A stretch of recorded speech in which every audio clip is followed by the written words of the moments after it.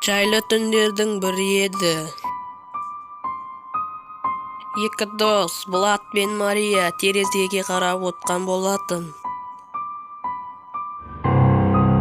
Бірде Мария, Коля 3 күн бойы сабаққа келмеді.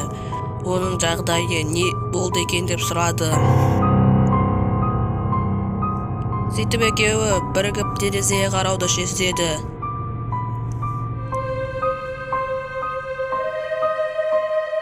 Мария бинокльді алып, оның терезесіне қарайды.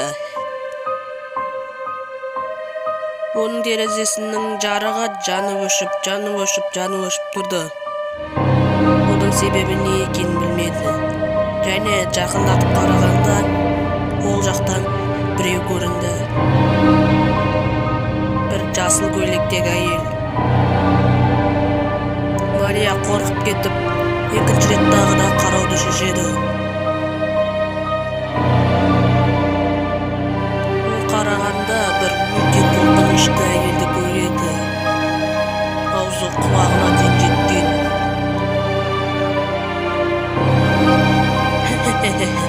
Қорқынышты? Мүмкін ол Коляның анасы шығар. Жоқ, ол Коляның анасы емес. Коляның анасы өте қорқынышты болмайды ғой.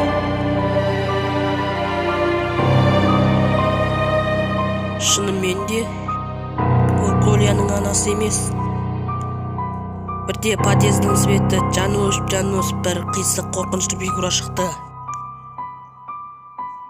Ол бізге қарай келе жатыр.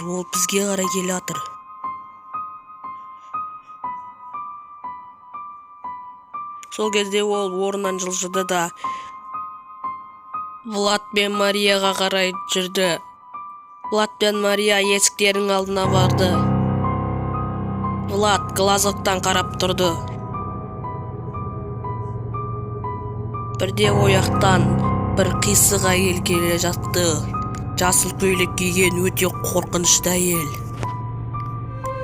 Ол олардың есіктеріне қарай жақындады. Влад тағы да біраз қарап тұруды шешті. Және де қарап тұрғанда олар қатты қорқып кетті. Және ол есіктің тұтқасын қайта тартып ішіне кіріп кетпекші болды. Және де есікті ашты. Влад пен Мария тез қашып, ол мыстаннан тығылуды шешті. Және де жатын бөлмелеріне келіп, өздерінің шкаптарына тығылды. Бұл ескі заттар жинайтын шкаф екен. Бұл жақта ескі айна мен ескі заттар бар еді. Олар айнаны алдына қойып өздері артына тығылды. Сол кезде әлгі қисық жүрісті мыстан кіріп келді. Ол оларды іздей бастады.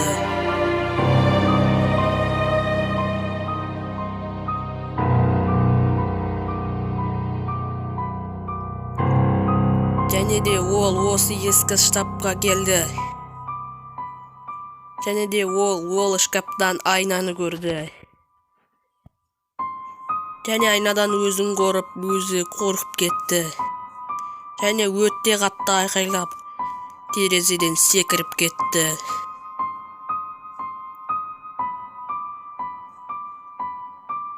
Ол терезеден секіріп қайтыс болғандай болды.